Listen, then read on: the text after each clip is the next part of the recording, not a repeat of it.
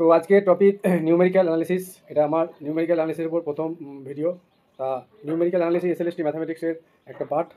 9, 10 এবং 11, 12 দুটোর ক্ষেত্রেই আমাদের যে সিলেবাস আছে সেখানে প্রায় একই রকম সিলেবাস, ঠিক আছে। তা নিউমেরিক্যাল অ্যানালিসিসের উপর অ্যাপ্রক্স 3 থেকে 4 কোশ্চেন একটা আসার সম্ভাবনা আছে। তা এই জায়গাটা আমরা ক্লিয়ার করে বুঝবো এবং এই জায়গার কোনো কোশ্চেন আমাদের যেন এক্সাম হলে মিস না হয়, ঠিক আছে, যেন ভুল না হয়ে যায়। সেই জন্য এই জায়গাটা কোনো ভাবেই আমরা অগ্রাহ্য করবো না, ঠিক আছে। সবাই ভাবছে যে এই জায়গাটা ইজি, কিন্তু এই জায়গাটা খুব একটা ইজি নয়। কারণ আমি নিজে এই জায়গাটার উপর রিসার্চ করে দেখেছি, খুব একটা কিন্তু সিম্পল জায়গাটা নয়, এর বিরাট সিলেবাস। এবার হ্যাঁ, এমসিকিউ এর জন্য আমরা সেইভাবেই পড়বো যতটুকু আমাদের এমসিকিউ কোশ্চেনগুলো সলিউশন করতে সুবিধা হয়, ঠিক আছে। বড় বড় থিওরাম টাইপের যে প্রুফগুলো যেগুলো আমাদের করার প্রয়োজন নেই, শুধু স্টেটমেন্টগুলো জানলেই হবে। আর এই ফার্স্ট চ্যাপ্টারটা কিন্তু সব থেকে বেশি ইম্পর্টেন্ট, ঠিক আছে, কারণ এখান থেকে একটা কোশ্চেন মানে 100% আসবে, ঠিক আছে। তা শুরু করা যাক আজকের যে টপিক, নিউমেরিক্যাল অ্যানালিসিস। তাহলে নিউমেরিক্যাল অ্যানালিসিস বলতে আমরা কি বুঝি? যে একটা নিউমেরিক মানেই হচ্ছে একটা সংখ্যা, ঠিক আছে। তা সেই সংখ্যার যে গণনা, মানে সংখ্যাসূচক গণনার ক্ষেত্রে, সংখ্যাসূচক গণনার ক্ষেত্রে কী করি আমরা? অনেক ত্রুটি বা এই ধরনের কিছু পাই, অ্যাপ্রক্সিমেশন অ্যান্ড ত্রুটি। মানে একটা সংখ্যা গণনার ক্ষেত্রে মানে অ্যাপ্রক্সিমেশন অ্যান্ড এরর মানে হচ্ছে ত্রুটি, আর ইনভলভ ইন নিউমেরিক্যাল ক্যালকুলেশন। মানে নিউমেরিক্যাল ক্যালকুলেশন মানে হচ্ছে সংখ্যাসূচক গণনা। মানে সংখ্যাসূচক যে গণনাগুলো হয় সেখানে আমরা বিভিন্ন ধরনের ত্রুটি বা অ্যাপ্রক্সিমেশন আমরা পাই। এখানে আমরা যেগুলো ডিসকাস করবো, hair we discuss different kinds of error. বিভিন্ন যে ধরনের আমাদের ত্রুটি আছে সেগুলো আমরা এখানে আলোচনা করব। এবং এই ত্রুটিগুলোর সোর্স মানে উৎস, নেচার মানে তাদের প্রকৃতি, মানে সেই ত্রুটিগুলোর সোর্স কোথা থেকে আসছে এবং তাদের প্রকৃতিটা কীভাবে হচ্ছে অফ দেয়ার গ্রোথ, ঠিক আছে। এই ত্রুটিটা বৃদ্ধি কীভাবে হচ্ছে সেগুলো সম্বন্ধে জানবো। অ্যান্ড দেয়ার মেজারমেন্ট, এবং তাদের পরিমাপ করবো, এবং and their measurement and bounds, এবং তাদের সীমানা আমরা একটা ফাইন করবো, যে সীমানাটা বা বৃদ্ধিটা কতদূর হচ্ছে, বা কতদূর হতে পারে সেই সম্বন্ধে আমরা আলোচনা করব। এবার বলছে the error in the final result in numerical calculation, ঠিক আছে। মানে চূড়ান্ত ফলাফল সংখ্যাসূচক গণনার ক্ষেত্রে, ঠিক আছে, সংখ্যাসূচক গণনার ক্ষেত্রে যে চূড়ান্ত ফলাফল, এই ত্রুটিগুলো আমরা may occur in the following cases, ঠিক আছে। এখানে পরপর 3টে কেস আছে, মানে সংখ্যাসূচক গণনার ক্ষেত্রে এই ত্রুটিগুলো নিম্নলিখিত 3টি ক্ষেত্রে আমাদের ঘটে থাকে। যে আমরা কীভাবে ত্রুটিগুলো ঘটছে সেগুলো আমরা একটু এখানে ডিসকাস করব এবং ডিটেলসে ব্যাপারগুলো জানবো, কারণ জানাটা এখানে প্রয়োজন আছে। তা নাহলে এই জায়গাটা ওই 2-একটা কোশ্চেন করা হবে আর কিছুই শেখা হবে না, ঠিক আছে। তার ডিটেলস ব্যাপারটা আমাকে বুঝতে হবে, তা নাহলে নেক্সট যে চ্যাপ্টারগুলো আছে ওখানে কিন্তু সমস্যা হয়ে যাবে। বেশ, প্রথম বলছে এবার বলছে ত্রুটির যে উৎস এবং সাধারণত স্থির থাকে, ঠিক আছে। ত্রুটির উৎস বলছে they may occur as a result of replacing an infinite process like summing and infinite series by a finite numerical process. মানে যে সংখ্যার সাথে কোনো আনুমানিক যে সংখ্যার সাথে কোনো আনুমানিক বা অনিশ্চয়তা বা অস্পষ্টতা জড়িত নেই তাকে সঠিক সংখ্যা বলে। বলছে approximation and error in numerical are involve in numerical calculation. নিউমেরিক্যাল ক্যালকুলেশনে আমাদের সংখ্যাসূচক গণনার ক্ষেত্রে কী হয়? এরর ইনভলভ থাকে, মানে এরর আমাদের থাকে, ঠিক আছে। তাহলে এই সমস্ত গণনার ক্ষেত্রে আমাদের এরর থাকে, মানে ত্রুটি থাকে।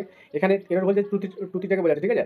এখানে আমরা বিভিন্ন ধরনের, মানে here we discuss different kinds of error their source. এখানে আমরা বিভিন্ন ধরনের ত্রুটি সম্বন্ধে জানবো এবং সেই সমস্ত ত্রুটিগুলোর সোর্স মানে তাদের উৎস, অ্যান্ড দ্য নেচার এবং তাদের নেচার অফ দেয়ার গ্রোথ, এবং সেই সমস্ত মানে ত্রুটিগুলোর যে প্রকৃতি এবং তাদের যে গতিবৃদ্ধি, মানে কীভাবে ত্রুটিটা আস্তে আস্তে বাড়ছে, সেগুলো আমরা জানবো। And their measurement and bounds, এবং তাদের পরিমাপ, মেজারমেন্ট মানে হচ্ছে পরিমাপ, এবং বাউন্ডস এবং তাদের সীমানা আমরা পরীক্ষা করবো, যে এক্সপেরিমেন্ট কথাটা আছে, দেয়ার মেজারমেন্ট অ্যান্ড বাউন্ডস। বলতে the error in the final result numerical calculation, ঠিক আছে। মানে চূড়ান্ত ফলাফল সংখ্যাসূচক গণনার ক্ষেত্রে ত্রুটিগুলো আমাদের may occur in the following 3 cases. মানে চূড়ান্ত যে আমরা ফলাফলটা গণনা করি সেখানে এররটা 3টে কেসে আমাদের, ঠিক আছে, আসতে পারে। May occur in the following 3 cases, ঠিক আছে। নাম্বার 1 বলছে they may occur as a result of replacing an infinite process like summing, ঠিক আছে, an infinite series by a finite numerical process. মানে এটার মানেটা হচ্ছে বলছি এগুলি একটি অসীম প্রক্রিয়া প্রতিস্থাপনের ফলে ঘটতে পারে। আমরা একটা প্রসেস কন্টিনিউ করছি, ঠিক আছে, তাহলে অসীম একটা প্রক্রিয়া আমরা কন্টিনিউয়াস করতে থাকি, ইনফাইনাইট নাম্বার, ঠিক আছে। এইভাবে যদি আমরা প্রতিস্থাপনের ফলে যেইভাবে যে ত্রুটিগুলো ঘটে, এবং এটি অসীম ধারাকে একটি সসীম সংখ্যাসূচক প্রক্রিয়া দ্বারা সংযোজন করা হয়। সংযোজন, এই সামিং কথাটা আছে, তাহলে এইভাবে আমরা সংযোজন ঘটে। মানে অ্যাকচুয়ালি যেটা হচ্ছে, এটা একটা অসীম প্রতিস্থাপনের ফলে এই ধরনের এররগুলো আসে। একটা অসীম প্রতিস্থাপনের ফলে এই ধরনের এররগুলো ঘটে। যেমন বলছি একটি অসীম ধারাকে আমরা একটি সসীম সংখ্যাযুক্ত প্রক্রিয়া দ্বারা সংযোজন করতে পারি, ঠিক আছে। লাইক বলছি an infinite process like summing and infinite series by finite number of process, মানে একটা প্রসেস আমরা যদি কন্টিনিউ এইভাবে করতে থাকি ফাইনাইট নাম্বার অফ টাইম, তাহলে সেখানে এই ধরনের একটা ত্রুটি এইভাবে আমাদের একটা ঘটে। এটা নাম্বার 1। নেক্সট বলছে they may arise due to the finite process of digit of an, এগুলো আমি যখন এক্সাম্পল করবো আরও ক্লিয়ার হয়ে যাবে, of digit of an infinite decimal process, infinite decimal representation with which the calculation can be carried out.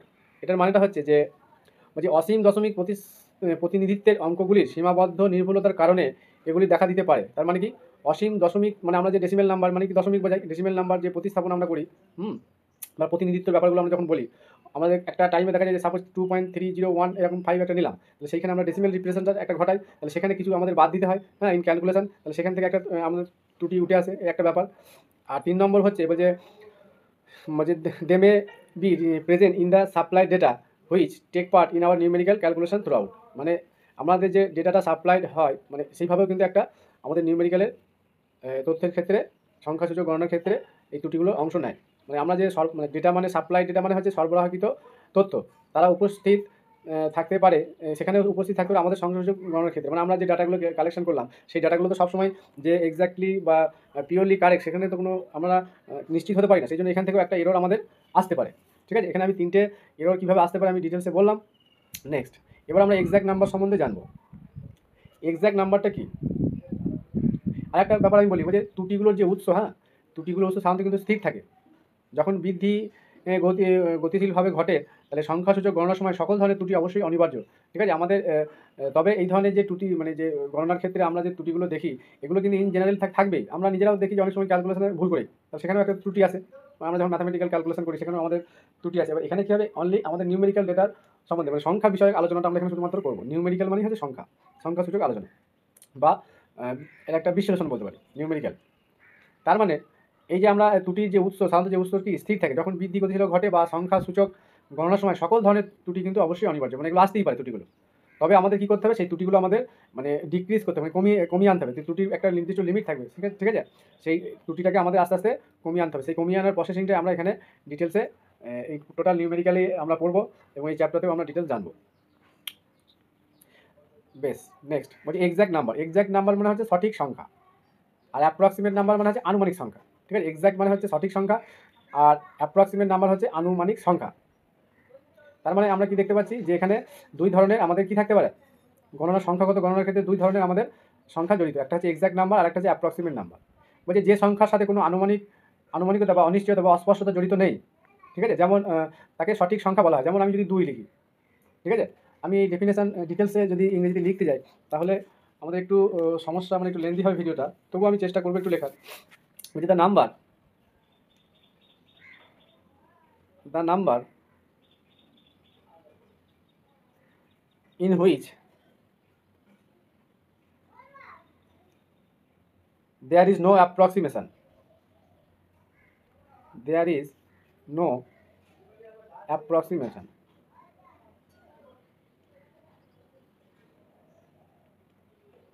ঠিক আছে, there is no approximation or uncertainty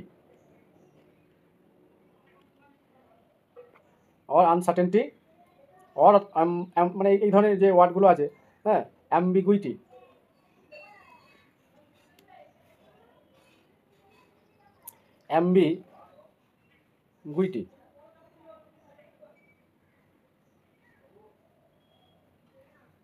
associated, মানে এই ধরনের যে আমাদের অ্যাসোসিয়েটেড এই ধরনের যে কেসগুলো ঘটে, মানে এক্স্যাক্ট যখন নাম্বারটা আমরা পাই সেগুলোকে আমরা কী বলবো, সঠিক সংখ্যা বলবো। মানে এই ধরনের কেস আমাদের আসবে না যে সমস্ত ক্ষেত্রে, যে সমস্ত সংখ্যার ক্ষেত্রে একটু আগে আমি বললাম যে এক্স্যাক্ট নাম্বার মানে হচ্ছে সঠিক সংখ্যা, ঠিক আছে, মানে যে সংখ্যার সাথে কোনো আনুমানিকতা, ঠিক আছে, অ্যাপ্রক্সিমেশন মানে হচ্ছে আনুমানিকতা, ঠিক আছে, অনিশ্চয়তা আনসার্টেনটি অ্যান্ড অ্যাম্বিগুইটি মানে অস্পষ্টতা, অনিশ্চয়তা বা অস্পষ্টতা জড়িত নেই, ঠিক আছে, অ্যাসোসিয়েটেড মানে জড়িত নেই। এই ধরনের কেস যখন আমরা দেখব তখন আমরা তাদের কী বলবো, ইজ কল্ড কী বলবো, এক্স্যাক্ট নাম্বার। ফর এক্সাম্পল আমি একটা এক্সাম্পল দিই, যদি আমি 2 একটা সংখ্যা লিখি তাহলে এখানে কি কোনো কিছু আছে, কোনো রকমভাবে বা মাইনাস সামথিং 1/5 লিখলাম, তাহলে এখানে আমরা দেখতে পাচ্ছি এই সংখ্যাগুলো কি সঠিক সংখ্যা, এখানে কোনো পয়েন্টের পর ডেসিমেলের পর কোনো কিছু আমাদের ফ্র্যাকশনাল পার্ট কিছু বাদ দিলাম, এই ধরনের কোনো কেস নেই। সেই জন্য এই ধরনের সংখ্যাগুলোকে আমরা কি বলবো, এক্সাক্ট নাম্বার। ঠিক আছে, এবার আমি অ্যাপ্রক্সিমেট নাম্বারটা বলি। তাহলে অ্যাপ্রক্সিমেট নাম্বারটা কি? অ্যাপ্রক্সিমেট নাম্বারটা হচ্ছে যে an approximation is defined as a number which is expressed as an approximation to an exact number। ঠিক আছে, an approximation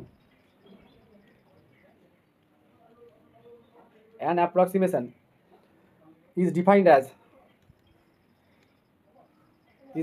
এমন ভাবে পড়িয়ে দেবো একটা কোশ্চেন ভুল হবে না। is defined as a number which is expressed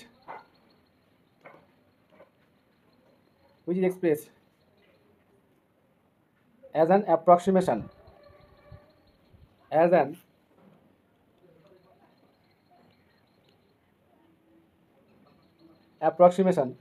to an exact number।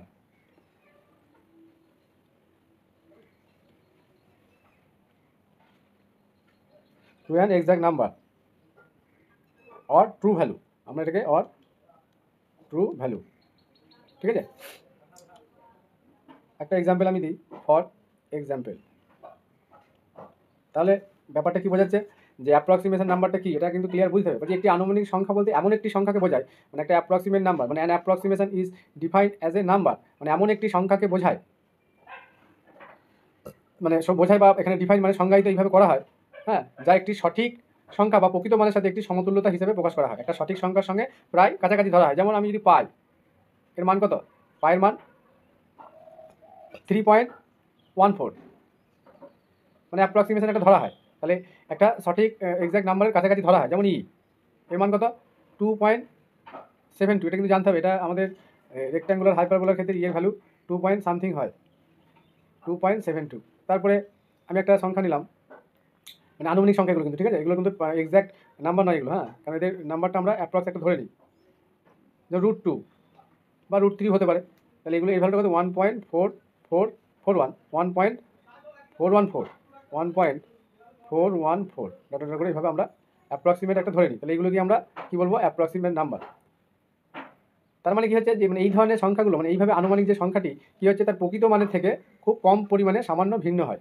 ঠিক আছে, এর যে একটা প্রকৃত মান আর এই মানটা আমি ধরলাম, তাদের মধ্যে যে বিয়োগফল মানে ডিফারেন্স করলে কি হয়, সামান্য পরিমাণে মানে ভিন্ন হয়, যার জন্য কি বলি আমরা যে এটি দাঁড়িয়ে একটি গণনার পরিবর্তে একটি প্রতিস্থাপন করা যেতে পারে। ঠিক আছে, মানে আমরা এই পাই বা 3.14 এগুলোকে কি গণনার ক্ষেত্রে আমরা এই নাম্বারগুলো প্রতিস্থাপন করে থাকি, হ্যাঁ, যেহেতু সামান্যতম ডিফারেন্স আছে। নেক্সট, তাহলে এই জায়গাটা বললাম যে এক্সাক্ট নাম্বার কি আর অ্যাপ্রক্সিমেট নাম্বারটা কি, হ্যাঁ, এগুলো এই কোশ্চেনে থাকবে পরে।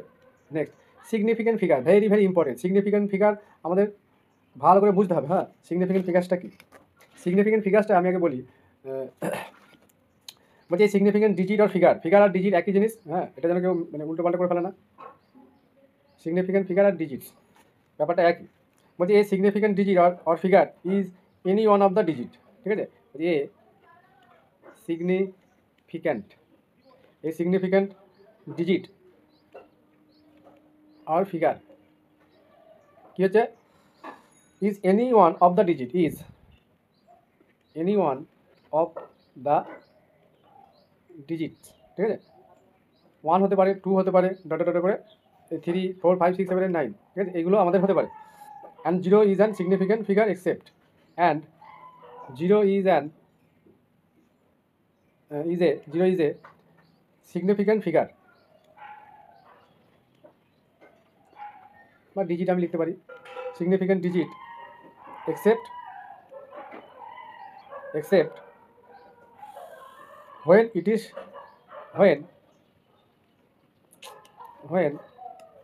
is used to fix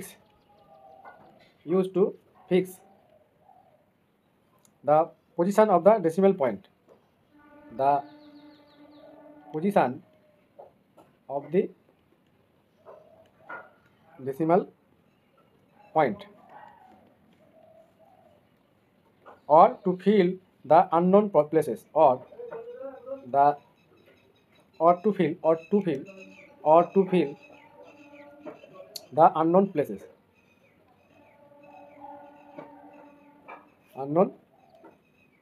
places, ঠিক আছে।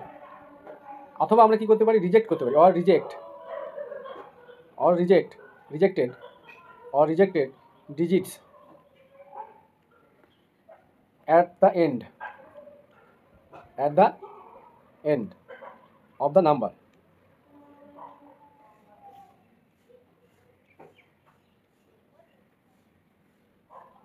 ঠিক আছে, আমি একটা এক্সাম্পল দিই। ফর এক্সাম্পল, এই এক্সাম্পল দিয়ে না বোঝালে কিন্তু জিনিসগুলো ক্লিয়ার হবে না।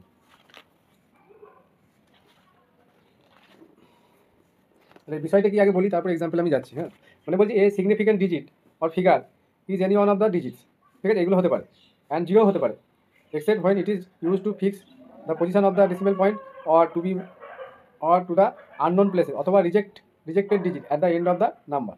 মানে একটা উল্লেখযোগ্য অঙ্ক বা চিত্র যাই বলি আমরা, হ্যাঁ, ফিগার মানে তো চিত্র আর ডিজিট মানে হচ্ছে অঙ্ক।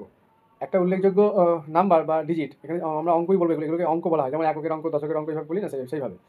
মানে 1 থেকে আমরা 9 বা 0 এই সমস্ত সংখ্যাগুলো এবং 0 যে কোনো একটি কী হবে, যদি না একটি দশমিক বিন্দুর অবস্থান ঠিক করতে বা সংখ্যা শেষে অজানা স্থান আমরা বা প্রত্যাখ্যান সংখ্যা পূরণ করতে ব্যবহৃত হয়। ঠিক আছে, মানে ব্যাপারটা হচ্ছে, এক্সাম্পলটা দিই তাহলে ক্লিয়ার হবে।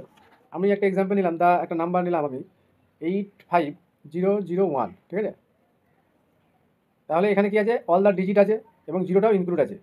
ঠিক আছে, বুঝতে পারলাম? তাহলে এখানে একটা নাম্বার নেওয়া হয়েছে, টোটাল একটা নাম্বার, এখানে জিরোটাও ইনক্লুড আছে। এটাকে আমরা কি বলবো, সিগনিফিক্যান্ট ফিগার। ঠিক আছে, কারণ এখানে জিরোটা আমাদের কাউন্ট করতে হবে, বুঝতে পারলাম? জিরোটা মিডিলে আছে, সেই জন্য জিরোটা আমাদের কাউন্ট করতে হবে। আবার একটা নাম্বার নিলাম 0.00349, এর সিগনিফিক্যান্ট ডিজিট কী হবে, 349 হবে। অ্যান্ড জিরো কী হচ্ছে, are use to the fix the decimal point. ঠিক আছে, তাহলে এই জিরোটা কিন্তু ডেসিমেল পয়েন্টের জন্য কাউন্ট হবে, এটা কিন্তু খেয়াল করতে হবে। জিরোগুলো এই দশমিকের পর যদি ধরি, মানে সিগনিফিক্যান্ট ডিজিট আর ডেসিমেল প্লেস কিন্তু এক জিনিস নয়, মানে এই জিরোগুলো কিন্তু ডেসিমেল। মানে এটাকে আমি আরেকটু ক্লিয়ার করে বলি, তাহলে এখানে কি জিরোটা কী জন্য ব্যবহার করা হবে, জিরো আর ইউজড, মানে দুটো জিরো আছে বলে জিরো আর ইউজড কি, to fix the decimal point, to fix the decimal point.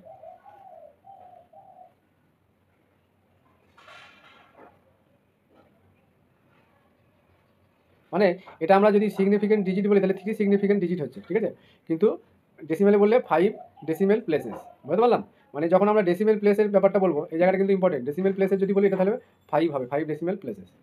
R significant digit যদি বলি, সিগনিফিক্যান্ট ডিজিট বলে 1 2 3, জিরোগুলো ধরা যাবে না, তার মানে এটা 3 সিগনিফিক্যান্ট ডিজিট। ঠিক আছে, কিন্তু আগেরটার ক্ষেত্রে কি, এটা 85001, এটা কিন্তু টোটালটাই ধরতে হবে, কারণ জিরোটা মিডিলে আছে। তাহলে এখানে 1 2 3 4 5 5 কী হচ্ছে, সিগনিফিক্যান্ট ডিজিট। তাহলে এটা আমাদের একটু খেয়াল রাখতে হবে যে সিগনিফিক্যান্ট ডিজিট আর ডেসিমেল প্লেসেস কিন্তু এক জিনিস নয়। বুঝতে পারলাম? এই ব্যাপারটা এখানে বলা আছে। আরেকটা এক্সাম্পল নিই, এখানে নিই 74300। এখানে এই যে লাস্টে যে দুটো জিরো আছে, হ্যাঁ, তাহলে 74300, এই ক্ষেত্রে কী হচ্ছে, এখানে ডিজিট হচ্ছে 743 আর সিগনিফিক্যান্ট ফিগার। ঠিক আছে, 743 আর সিগনিফিক্যান্ট ফিগার আমরা কাউন্ট করবো। অ্যান্ড ইফ যদি 74300 is correct up to last digit, যদি আমাদের বলে কারেক্ট আপ টু, যদি লাস্ট সিগনিফিক্যান্ট ফিগার হিসাবে এটা ঠিক আছে 743, কিন্তু যদি বলে correct up two,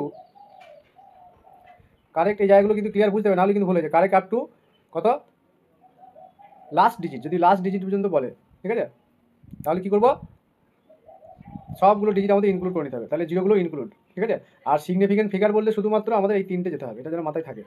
R correct up to last digit যদি বলে, তাহলে আমাদের সবটাই নিতে হবে, তার মানে 74300, মানে জিরোটা ইনক্লুড হয়ে যাবে। বুঝতে পারলাম? তাহলে এই জায়গাগুলো ক্লিয়ার বুঝতে হবে, নাহলে কিন্তু এই টার্মগুলো খুব সমস্যা ফেলে দেবে, কিছু বোঝা যাবে না। তাহলে শুধুমাত্র 743টা কী হয়ে যাবে, সিগনিফিক্যান্ট ডিজিট বা ফিগার। আর যদি correct up to last digit আমাদের চেক করতে বলে বা নিতে বলে, সেক্ষেত্রে আমাদের জিরোটা ইনক্লুড করতে হবে। এই ব্যাপারটা এখানে বলা আছে, যে জিরোর কন্ডিশনটা। বুঝতে পারলাম? তাহলে ইনক্লুডিং জিরো যদি আমাদের